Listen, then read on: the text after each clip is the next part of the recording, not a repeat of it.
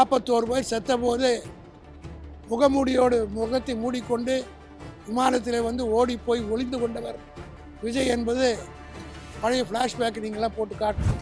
ஆதவ அர்ஜுனாவுடைய ஆட்டத்துக்கு ஒரு எல்லையே இல்லாமல் போது அவர் யார் என்பது இந்த நாட்டுக்கு தெரியும். இந்த நாட்டையே குச்சித்தேவராக்கி லாட்ரி குடும்பத்தை சார்ந்தவர். இந்த அராஜகத்துக்கெல்லாம் மிக விரைவில் நாங்கள் முடிவுக்கு கொண்டு வருவோம். இந்த ஆட்சி எத்தனை நாளைக்கு என்பதை பொதுமக்கள் தான் முடிவு செய்ய வேண்டும். திமுகவை பழிவாங்க நினைத்தார். திமுக என்பது வெட்ட துளுக்கிற மரம், அரைக்க மணக்கிற சந்தனம், தீட்ட ஒடிக்கிற வைரம் என்பதை இன்றைக்கு புதிதாக ஆட்சிக்கு வந்திருக்கிற புதிய பசங்க தெரிஞ்சுக்கணும்.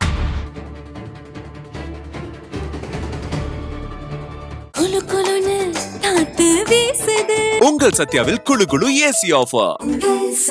டயா பூஸ்டர் சுகரை கண்ட்ரோல் பண்ணும், உங்க ஆரோக்கியத்தை மீட்டு தரும். சர்க்கரையை கட்டுப்படுத்துறதுக்கான எளிமையான வழிமுறை, இயற்கையான வழிமுறை. அனைத்து மருந்து கடைகளிலும் கிடைக்கும்.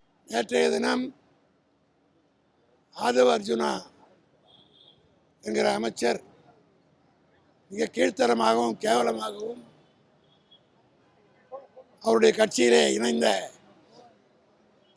அதிமுகவை சேர்ந்த 2 அமைச்சருடைய இணைப்பு விழாவிலே பேசியிருக்கிறார். அவர் பொறுப்பற்ற முறையிலே பேசியது மட்டுமல்ல, தமிழ்நாட்டு மக்களுக்கு ஆத்திரம் ஏற்படக்கூடிய வகையில் நேற்றைய தினம் அவர் பேசியிருக்கிறார். கரூரில் நடைபெற்ற சம்பவத்தை பற்றி அவர் பொய்யும் புரட்டுமாக பேசி, தேர்தல் வர இருக்கிற காரணம் கரூருடைய சட்டமன்ற உறுப்பினராக அதிமுக சார்பில் வெற்றி பெற்றவர் அந்த கட்சியில் சேர்ந்து விட்ட காரணத்தினால் அந்த தொகுதியிலே மக்களுடைய கவனத்தை திசை திருப்புகிற நோக்கத்தில் நேற்றைக்கு பேசியிருக்கிறார். கரூரில் நடைபெற்ற அந்த சம்பவம் தமிழ்நாட்டிலே திராவிட முன்னேற்ற கழகம் ஆட்சியில் இருந்த காலத்தில் எங்கள் தலைவர் தளபதி எடுத்த முடிவு, அவர் எடுத்த நடவடிக்கையை மனசாட்சி உள்ளவர்கள், அரசியல் தெரிந்தவர்கள், அரசியல் புரிந்தவர்கள், நாகரிகமும் கருதுகிறவர்கள் அத்தனை பேருமே அவருடைய நடவடிக்கையை பாராட்டினார்கள். இவர் விஜயை போல 41 பேர் செத்தபோது முகத்தை மூடிக்கொண்டு விமானத்தில் வந்து ஓடி போய் ஒளிந்து கொண்டவர் விஜய் என்பது பழைய ஃப்ளாஷ்பேக் நீங்களாம் போட்டு காட்டணும். விமான நிலையத்தில் அவர் எப்படி ஓடினார். ஆனால் எங்கள் தலைவர் இரவோடு இரவாறு அங்கே போய் சென்று அவர்களுக்கெல்லாம் ஆறுதல் கூறியது மட்டுமல்ல, எந்த அளவுக்கு உயிர்களை காப்பாற்ற வேண்டுமோ அதுக்கெல்லாம் நடவடிக்கை எடுத்த ஒரே தலைவர் எங்கள் தலைவர் தளபதி என்பதை அந்த பகுதி மக்களும் மறக்க மாட்டார்கள், தமிழ்நாடு மறந்திருக்காது. ஆனால் இதில்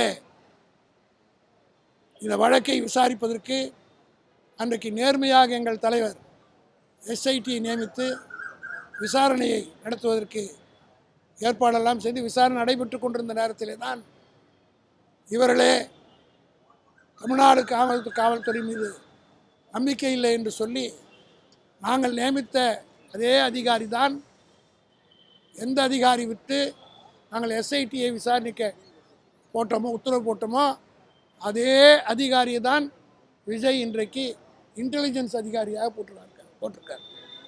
ஆக நடுநிலையோடு கடந்த காலத்தில் திமுக ஆட்சியில் நடந்து கொண்டார்கள் என்பதற்கு இதைவிட எடுத்துக்காட்டு வேறு ஒன்றும் தேவையில்லை.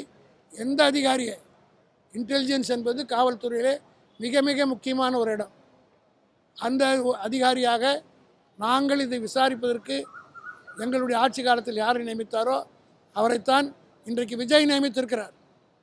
ஆக எல்லா வகையான விசாரணையும் ஒழுங்காக நடைபெற்றது. ஆனால் இவர்களே சிபிஐ விசாரணை வேண்டும் என்று கேட்டார்கள். சிபிஐ விசாரணையும் இன்றைக்கு நடைபெற்று கொண்டிருக்கிறது. இதில் முதல் குற்றியாக நேற்றைக்கு பேசிய ஆதவ அர்ஜுனா, அதில் அக்யூஸ் நம்பர் 2, ஒரு அக்யூஸ்டாக இருக்கக்கூடிய ஆதவ அர்ஜுனா நேற்றைக்கு சட்டம் தெரியாமல், நீதிமன்ற நடவடிக்கைகள் புரிந்து கொள்ளாமல், சுப்ரீம் கோர்ட் என்ன சொன்னது, அந்த வழக்கை ஓய்வு பெற்ற ஒரு சுப்ரீம் கோர்ட் நீதிபதியுடைய தலைமையில் விசாரணை நடந்து கொண்டிருக்கு. சுப்ரீம் கோர்ட்டினுடைய ஓய்வு பெற்ற நீதிபதியை சுப்ரீம் கோர்ட் நியமித்து விசாரணைகள் முறையாக நடைபெற்று கொண்டிருக்கிறது. விஜயை 2 முறை போயிட்டு வந்தார். இவர்களெல்லாம் நேற்றுக்கு பேசிய Aadhav Arjuna, Bussy Anand A2, Nirmalkumar A3, Aadhav Arjuna பிறகு சேர்க்கப்பட்டார். ஜெகதீஷ் பழனிசாமி, அதாவது அவருடைய இன்றைக்கு இருக்கக்கூடிய விஜயனுடைய பொலிட்டிக்கல் அட்வைசராக அவர் வைத்திருக்க ஒரு ப்ரைவேட் செக்ரட்டரியாக வச்சுருக்கார். இவர்களெல்லாம் அக்யூஸ்டாக போடப்பட்டது. உச்சநீதிமன்றம் சுப்ரீம் கோர்ட் நியமித்து வழக்கு நடைபெற்று சிபிஐ விசாரிக்கிற போது வழக்கை பற்றி ஒரு அக்யூஸ்ட் அந்த விசாரணையை கெடுக்கிற வகையில் நேற்றைய தினம் பேசியிருக்கிறார். ஆகவே இது குறித்து சட்ட ரீதியான நடவடிக்கை எடுப்பதற்காக திராவிட முன்னேற்ற கழகத்தின் சார்பில் உச்சநீதிமன்றத்தில் திமுகவினுடைய அமைப்பு செயலாளர் என்கிற முறையில் நான் இம்ப்ளீட் பெட்டிஷன் இன்றைக்கு தாக்கல் செய்ய போகிறேன். அதே போல் ஆதவ அர்ஜுனா மீது கண்டெம்ப்ட் ப்ரொசீடிங்ஸ் எடுப்பதற்கும் உச்சநீதிமன்றத்தில் மனு தாக்கல் செய்ய இருக்கிறோம். இப்படியே இந்த ஆதவ அர்ஜுனாவுடைய ஆட்டத்துக்கு ஒரு எல்லையே இல்லாமல் போது அவர் யார் என்பது இந்த நாட்டுக்கு தெரியும். இந்த நாட்டையே குச்சித்தவராக்கிய லாட்ரி குடும்பத்தை சார்ந்தவர். இவருடைய குடும்பத்தை சார்ந்தவர்கள் மீது கேரளாவில் 928 கோடிக்கு ஊழல் வழக்கு, ஏதாவது வந்து லாட்ரி சீட்டு வழக்கில் வழக்கு நடந்து கொண்டிருக்குது. இவருடைய மனைவி அதில் ஒரு அக்யூஸ்டு, இவர் ஒரு அக்யூஸ்டு இந்த கேஸில், இவருடைய மனைவி லாட்ரி சீட்டில் அக்யூஸ்டு. இப்படிப்பட்ட அக்யூஸ்டுகள் எல்லாம் ஒன்றா சேர்ந்து கொண்டு எங்களை அக்யூஸ் பண்ணுவதை எந்த காலத்திலும் ஏற்றுக்கொள்ள முடியாது. இவர்களுக்கு உரிய வகையிலே சட்ட ரீதியாக நாங்கள் பதில் சொல்வோம், நடவடிக்கை எடுப்போம் என்பதை தெரிவித்துக் கொள்கிறேன். எவ்வளோ வேலைகள் இருக்குது. இதையெல்லாம் விட்டுட்டு அனிதா ராதாகிருஷ்ணன் எப்பவுமே இந்த மாதிரி அவதூறு வழக்குகளை கைது பண்ணுறதே கிடையாது. ஜெயலலிதா பீரியடில் என் மேலே 16 கேஸு, தலைவர் தளபதி மீது 40 கேஸு, எடப்பாடி பீரியட்லையும் கேஸ் போட்டாங்க. ஆனால் எந்த ஆட்சியிலும் அவதூறு வழக்குகளை கைது செய்வது வழக்கமே கிடையாது. ஆனால் இப்பொழுது அவதூறு வழக்கில் அனிதாவை ராதாகிருஷ்ணன் எப்போ கைது செய்தார்னா, அவர் ஒரு சட்டமன்ற உறுப்பினர், அவருடைய தொகுதியில் ஆய்வு செய்ய இப்போ இங்கே பார்த்தீங்கன்னா தாவேக்கானுடைய எம்எல்ஏ கூட அப்பாலாம் போய் ஆய்வு பண்ணுறாங்க, பிள்ளைங்கள்லாம் போய் ஆய்வு பண்ணுறாங்க. ஆனால் ஒரு தேர்ந்தெடுக்கப்பட்ட சட்டமன்ற உறுப்பினர் தகுந்த தொகுதியில் ஆய்வுக்கு போகிற போது கைது செய்திருக்கிறார்கள் என்றால் இது சர்வாதிகாரத்தின் உச்சம். இதை நிச்சயமாக சட்ட ரீதியாக நாங்கள் சந்திப்போம். நீதிமன்றம் எங்களுக்கு எப்போதும் கைவிடாது. நீதிமன்றத்தின் வாயிலாக பல தீர்ப்புகளை பெற்று திராவிட முன்னேற்ற கழகம் சரித்திரம் படைத்திருக்கிறது. அதே போல் இந்த அராஜகத்துக்கெல்லாம் மிக விரைவில் நாங்கள் முடிவுக்கு கொண்டு வருவோம். இந்த ஆட்சி எத்தனை நாளைக்கு என்பதை பொதுமக்கள் தான் முடிவு செய்ய வேண்டும். காரணம், எந்த விதமான ஆக்கப்பூர்வமான பணியும் நடக்கலை. டெய்லி கொலைகள் நடந்து கொண்டிருக்கிறது. பத்திரிகை எடுத்தால் நித்தம் கொலை. இப்போ கூட டிவி பார்த்துட்டு வரேன், பாலியல் பலாத்காரத்தில் 5 பேர் பண்ருட்டி அருகில் கைது செய்யப்பட்டார். ஒரு சின்ன பொண்ணை பாலியல் பண்ணாங்கன்னு டிவியில் பார்க்குறேன். ஆக பாலியல் பலாத்காரம் நடந்து கொண்டிருக்கிறது, கொலை நடந்து கொண்டிருக்கிறது, கஞ்சா விற்று கொண்டிருக்கிறார்கள், எல்லா விதமான தவறுகளும் நடந்து கொண்டிருக்கிறது. ஆனால் அதையெல்லாம் கவனிப்பதற்கு இன்றைக்கு இருக்கிற ஆட்சியாளருக்கு நேரமில்லை.